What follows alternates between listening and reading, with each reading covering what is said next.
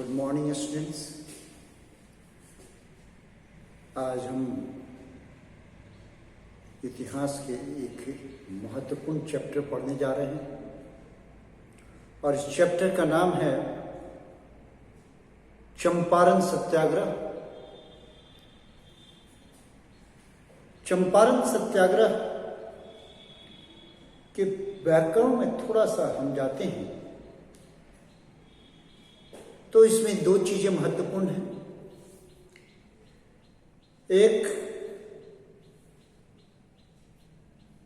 गांधी का भारत में आगमन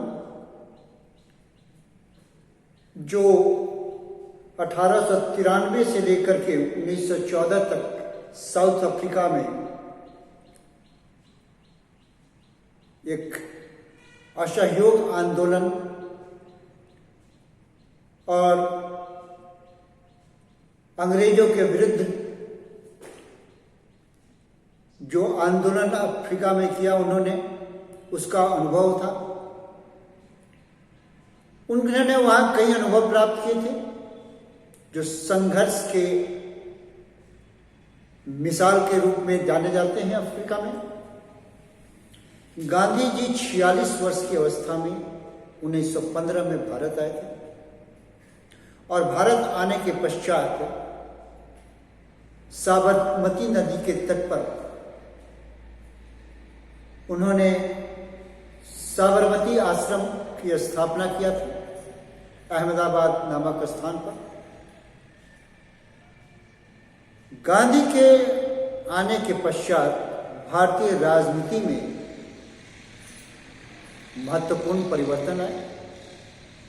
उसमें से एक है उनके नेतृत्व में किया गया आंदोलन जिसका नाम हम चंपारण सत्याग्रह के नाम से जाने जाते हैं।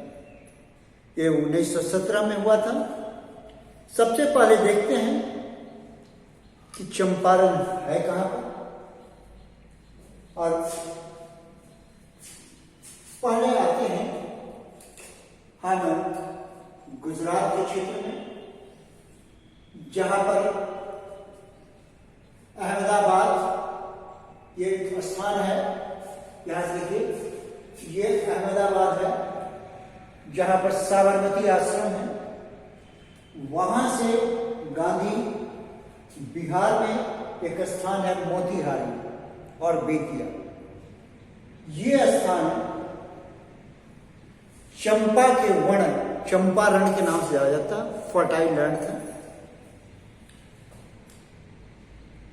ये आंदोलन एक वाइटल इवेंट है भारतीय स्वतंत्रता आंदोलन के रूप, एक महत्वपूर्ण कदम के रूप में, और संपूर्ण फ्रीडम स्ट्रगल में एक मील का पत्थर साबित हुआ है। इसमें पहली बार सिविल डिसोबीडियंस यानी सरकारी आदेशों की अवज्ञा की गई है, नाफरमानी की गई है, और इसका नेतृत्व करता थे गांधी। अब थोड़ा चलते हैं चंपारण में समस्या क्या थी, क्या सिचुएशन था। अर्ली 19th सेंचुरी में चंपारण में यूरोपियन प्लांटर्स जो थे, जैसे प्लांटेशन हमने देखा था ना, चाय बागान आसाम में, बंगाल में, यहां पर प्लांटेशन होता था। लेकिन वो प्लांटेशन किस पौधे का होता था? नील के पौधों का होता था।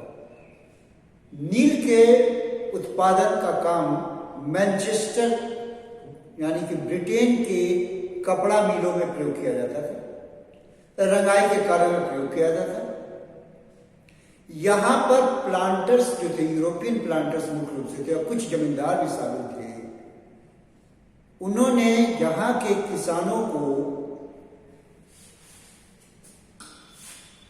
20 हिस्से में से 3 हिस्से में जबरदस्ती नील उत्पादन के लिए बाध्य करते थे।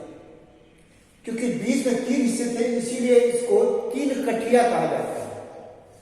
3 कठिया आंदोलन के रूप में यह ज्यादा मशहूर हुआ था। 19वीं सेंचुरी के आखिर में हम देखते हैं कि जर्मनी में सिंथेटिक डाई आ गया, और जर्मनी में जब सिंथेटिक डाई आ गया तो नील के महत्व का काफी कमी आ गई, यानी कि नील के उत्पादन पर बहुत ज्यादा बने कि सिंथेटिक मटेरियल के आ जाने से इंडिगो मार्केट से एक तरह से बाहर हो गया।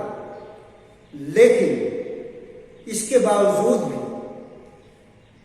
नील उत्पादक प्लांटर्स होते हैं, जो ठेकेदार भी कह सकते हैं उनको, उन लोगों ने फोर्सफुली किसानों को बाध्य किया कि वो नील का उत्पादन करें, और जब उनको फोर्सफुली बाध्य किया गया तो वो मजबूर हो गए।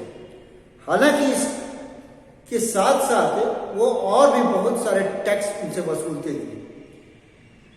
तो एक तो रेंट लेते थे, उस पर टैक्स वसूल करते थे, और जबरदस्ती इनको उत्पादन के लिए मजबूर करते थे। टैक्स भी ज्यादा था। किसानों ने इसका विरोध किया था 1908 ईस्वी में, परंतु उस विरोध का कोई बहुत सकारात्मक परिणाम नहीं निकला। ऐसी परिस्थितियों में राजकुमार शुक्ल, जो वहां के एक क्षेत्रीय नेता थे, उन्होंने एक आशा की किरण देखी, और वह आशा की किरण थी महात्मा गांधी। क्योंकि उन्हें पता था कि महात्मा गांधी ने साउथ अफ्रीका में आंदोलन चलाया था, और उस आंदोलन के कारण उनको वहां काफी सफलता भी मिली। गांधी जब 1916 में लखनऊ के अधिवेशन में जब गए थे, तो लखनऊ अधिवेशन में उनसे बातचीत किया। गांधी जी ने उनको पहले तो हल्के से लिया, लेकिन बाद में जब वो उनके जहां भी जाते थे गांधी जी, वहां राजकुमार शुक्ल पहुंच जाते थे कि आप चंपारण चलें, हमारे किसानों की समस्याओं को सुने। तब गांधी जी ने उन्हें आश्वासन दिया कि ठीक है, मैं कलकत्ता आ रहा हूं, और कलकत्ता से आप हमें वहां ले चलिएगा। दिसंबर के महीने में कलकत्ता आना था उनको। वहां पर फिर पहुंच गए राजकुमार शुक्ल, और उनको आने के लिए का निवेदन किया, और वो तैयार भी हो गए। गांधी जी जब चंपारण आए, तो वहां आते ही कमिश्नर ने एक आदेश दिया कि आप इमीडिएट इस क्षेत्र को छोड़ दीजिए। तत्काल प्रभाव से आप इस क्षेत्र को छोड़ दीजिए। गांधी ने स्पष्ट शब्दों में कहा कि मैं यह क्षेत्र नहीं छोड़ूंगा, और इसके लिए जो भी सजाए याफ्ता है मैं भुगतने को तैयार हूं, लेकिन कारण बताइए क्यों मैं इस क्षेत्र को छोड़ूं। इसके पहले भी भारतीय राष्ट्रीय कांग्रेस के दो नेता थे, तिलक, एनी बेसेंट, उन लोगों ने भी विरोध किया था, लेकिन इस तरह का विरोध उन्होंने जो देखा वहां के लोगों ने, तो वो उनके साथ हो गए। इनके आते ही वहां की जनता, जो पीड़ित जनता थी, वो तो हो ही गई, और कुछ जो उस क्षेत्र के जो पढ़े लिखे वर्ग, प्रबुद्ध वर्ग के लोग थे, और जो नेतृत्व संभाल रहे थे, वो भी गांधी जी के सहयोग के लिए आगे बढ़े। इनमें प्रमुख थे ब्रजकिशोर प्रसाद, जिसे ब्रजकिशोर बाबू जानते थे, डॉक्टर राजेंद्र प्रसाद, जो कालांतर में भारत के, स्वतंत्र भारत के प्रथम राष्ट्रपति बने। इसके साथ साथ उन्होंने गुजरात के दो युवा नेता और गांधी के सहयोगी महादेव देसाई और नरहरि पारिख भी वहां पहुंच गए गांधी के साथ साथ। एक महत्वपूर्ण व्यक्ति थे आचार्य जेवी कृपलानी, जो मुजफ्फरपुर कॉलेज में प्राध्यापक भी थे। वो राजनीतिक चिंतक और समाज के एक महत्वपूर्ण विचारक भी थे। उन लोगों ने गांव वालों को मोटिवेट किया, उनको फैसिलिटेट किया, और 10,000 किसानों का कंप्लेन गांधी ने नोट कर लिया। पूरे के पूरे गांव जहां जाते थे उनके साथ हो जाते थे। गांधी ने बारीकी से एक एक किसानों का कंप्लेन को नोट किया। बाद में जब वहां के लेफ्टिनेंट गवर्नर उस क्षेत्र के जॉन एडवर्ड गेल ने गांधी को समन किया। इस क्षेत्र को लेकर के गांधी ने सारी समस्याओं को वहां पर बताया, सारी चीजों को बिल्कुल क्रिस्टल क्लियर कर दिया। तब एडवर्ड गेल ने एक कमीशन बैठाया। उस कमीशन में लैंडलॉर्ड की रिप्रेजेंटेटिव थे, गवर्नमेंट ऑफिशियल, ब्रिटिश गवर्नमेंट के ऑफिशियल थे, रिप्रेजेंटेटिव के रूप में जनता के रिप्रेजेंटेटिव के रूप में गांधी को भी जोड़ा गया। क्योंकि गांधी वहां पर काफी दिन से काम कर रहे थे, वो निरंतर 7 महीनों तक रह गए, अनइंटरप्टेड 7 मंथ्स वहां पर रहे। और इसके बाद वो कई बार आते जाते गए और अंत में जब तय हुआ कि किसानों से काफी ज्यादा पैसा वसूल लिया गया है और किसानों को अब पैसा देने के लिए वादा किया कि कम से कम आप 50% पैसा लौटाइए, क्योंकि आप इलीगल ढंग से लिए हैं, कंपनसेट करना होगा आपको। इलीगल मतलब अवैध तरीके से लिया गया है। बाद में एक समझौता हुआ, किसानों को 25% प्लांटर्स के द्वारा लौटाने की बात की गई और एक मध्यम मार्ग अपना करके उन्होंने 25% लौटाया। गांधी जी इसको बहुत बड़ी विजय तो नहीं मानते थे, लेकिन सफलता का एक चरण मानते थे।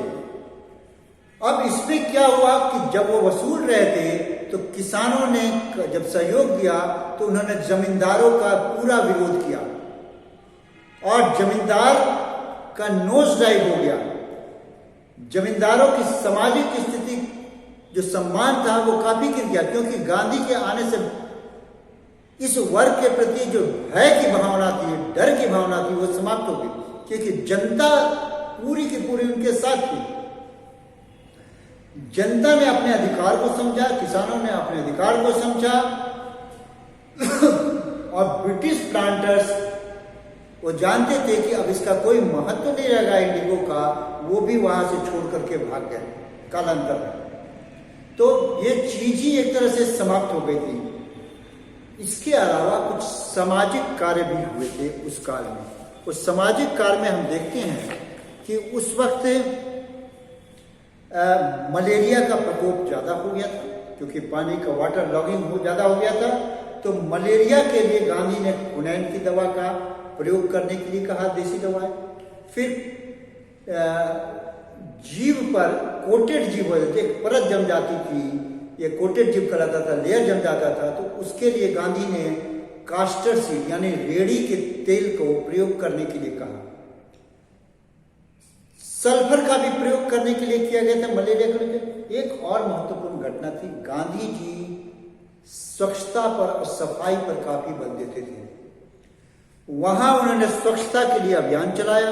जो टॉयलेट वगैरह जाते थे, लैट्रिन वगैरह जाते थे, उसके लिए उन्होंने कहा कि खेतों में ना जा करके, एक दूसरी जगहों पर ना जा करके, सार्वजनिक स्थलों के जगह पर ना जा करके एक ऐसी जगह पर जब गड्ढा बनाए जहाँ और उसका प्रयोग करें। जब गड्ढा भर जाए तो उसको भर दिया जाए मिट्टी से, कालांतर में खाद बन जाएगा और फिर दूसरा गड्ढा खोद दिया जाए। तो एक लैट्रिन बाथरूम की एक नई प्रणाली उन्होंने वहां पर शुरू की। दूसरा, कपड़ों की सफाई पर बल दिया। वहां एक घटना घटी, गांधी जी के साथ कस्तूरबा भी काफी दिनों तक थी वहां पर चंपारण में। तो कुछ महिलाएं काफी गंदे रहती थी, तो उन्होंने अपनी वाइफ को भेजा जाकर नीचे घर पर उनके झोपड़ियों में जाकर के इनसे समझाओ साफ रखने के लिए। जब वो कस्तूरबा वहां गई तो उन्होंने इस चीज को पाया कि ये तो काफी गरीब है, इनके पहनने के लिए वस्त्र भी नहीं है, एक ही वस्त्र है, उन्हीं को प्रयोग करती हैं, और एक फटा वस्त्र जो घरों में प्रयोग करती हैं। गांधी जी ने जब इस चीज को महसूस किया तो उन्होंने स्वयं एक ही धोती पहनना शुरू किया, और वह धोती नीचे के हिस्सों में लज्जा निवारण का कार्य करता था, और ऊपर के हिस्सों में, शरीर के हिस्सों में उन्हें ठंड से या धूप से बचाने का टोकन मदद करता था। और गांधी ने कहा, जब तक पूरा भारत वस्त्र न पहन ले, कि गरीबी न हट जाए, तब तक मैं एक ही धोती में अपना जीवन गुजर बसर दूंगा। ऐसा हुआ नहीं। इसीलिए गांधी को कहा जाता है हाफ नेकेड फकीर।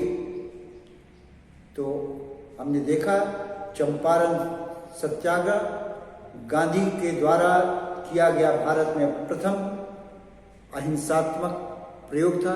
सरकारी कानूनों की अवज्ञा की गई थी, जनता को जागरूक किया गया था। जन आंदोलन का प्रथम सोपान चंपारण ही था, और गांधी के लिए भी एक सफल आंदोलन के रूप में यह गिना जाता है। आज इतना ही, आगे नेक्स्ट क्लास में देखेंगे हम अहमदाबाद मिल स्ट्राइक और खेड़ा के आंदोलन के बारे में। धन्यवाद।